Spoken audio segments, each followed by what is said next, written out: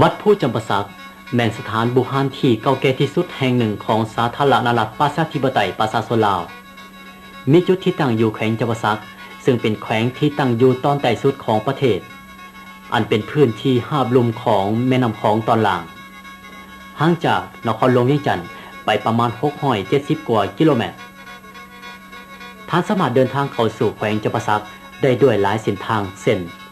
ด้วยสายการบินจากนครหลวงเวียงจันทน์หรือจะโดยสารทางรถยนต์ก็ได้อีกเส้นทางหนึ่งแม่นจากแขวงอุบลราชธานีราชอาณาจักรไทยผ่านด่านสากลวังเต่าซองเมกซึ่งใช้เวลาบ่ถึงชั่วโมงท่านก็สามารถไปฮอดตัวเมืองปากเซที่เป็นเมืองใจกลางทางด้านการเมืองเศรษฐกิจสังคมของแขวงและจากตัวเมืองนี้ไปตามเส้นทางเลขที่13ไต่ประมาณ35กิโลเมตรท่านก็สามารถไปถึงเมืองจำปาสักที่เป็นจุดที่ตั้งของเมืองบูฮานและกลุ่มภาษาหินวัดภูส่วนการเดินทางจากราชอาณาจักรกัมพูชาเพื่อเข้าสู่แขวงจำปาสักก็สามารถเข้าได้โดยผ่านด่านเวิร์นคามที่เป็นด่านระดับท้องถิ่น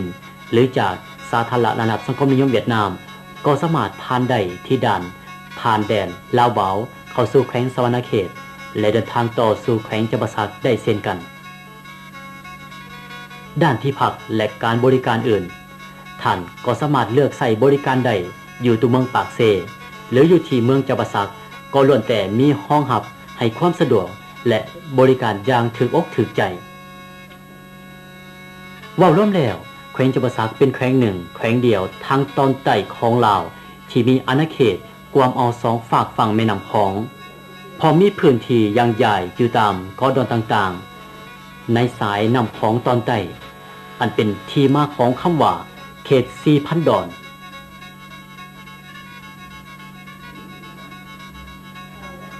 คนส่วนใหญ่จะรู้จักและคุ้นเคยกับชื่อแขวงจำปาสัก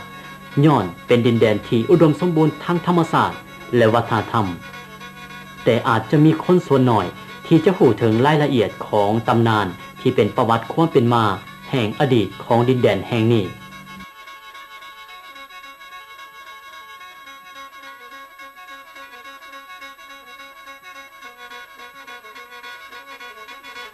จำปาสักแม่นเมืองที่ถือกำหนดเอาเป็นชื่อเรียกเอิ้นของแขวงยังปรากฏมีห้องห้อยทางด้านอารยธรรมแห่งอดีตหลายสิ่งหลายอย่างหลงเหลือไว้เช่นปราสาทหินหอไหวเทวภูมิโครงสร้างตัวเมืองเก่าบ้านเรือนที่อยู่อาศัยวัดวาอารามสภาพพื้นที่ดำรงชีวิตที่ถูกเลือกสรรให้เป็นบ่อนทำมาหากินประกอบมีธงเพียงเพื่อการเพาะปลูกสายน้ำของซึ่งเปรียบเสมือนมหาสมุทรแห่งความสุ่มสื่นประกอบกลมกลืนกับสายผู้ทั้งเก่าหน่วยที่ยังยายโค้งยาวใครคือจะโอบกอดเอาตัวเมืองประวัติศาสตร์แห่งนี้ไว้ให้อยู่ในอ้อมอกอันอบอุ่นของธรรมศาสตร์ส่วนนิรันดร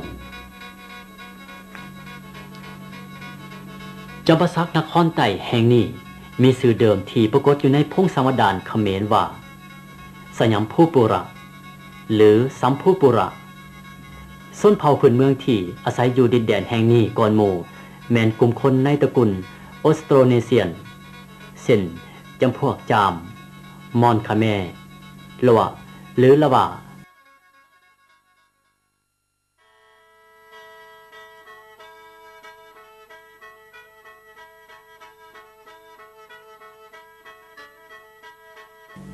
นักค้นคว้าวัตถุโบราณของลาวและต่างประเทศได้ให้การสันนิษฐานว่าศาสนาฮินดูได้เข้ามามีอิทธิพลเหนือดินแดนแห่งนี้ในประมาณศตวรรษที่3สำหรับกลุ่มสถานวัดผู้จำปาสักแม้นถูกก่อสร้างขึ้นในท้ายศตวรรษที่5หาศตวรรษที่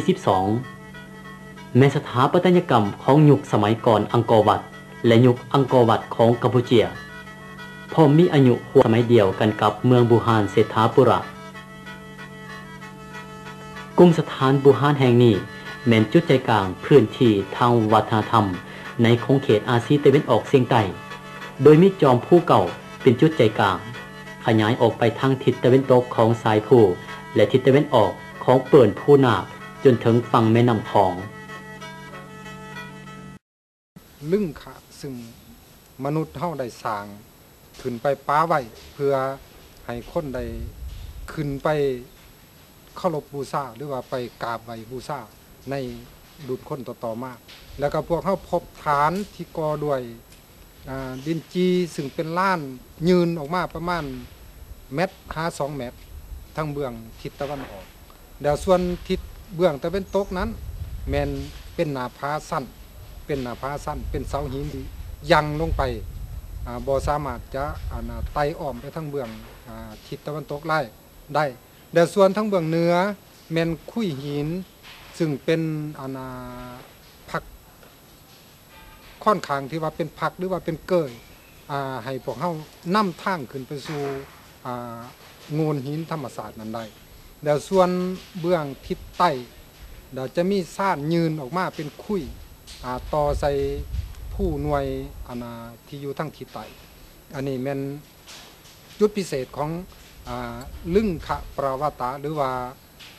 ลึงขะธรรมศาสตร์ซึ่งเป็นตัวแทนของเทพพระเจ้า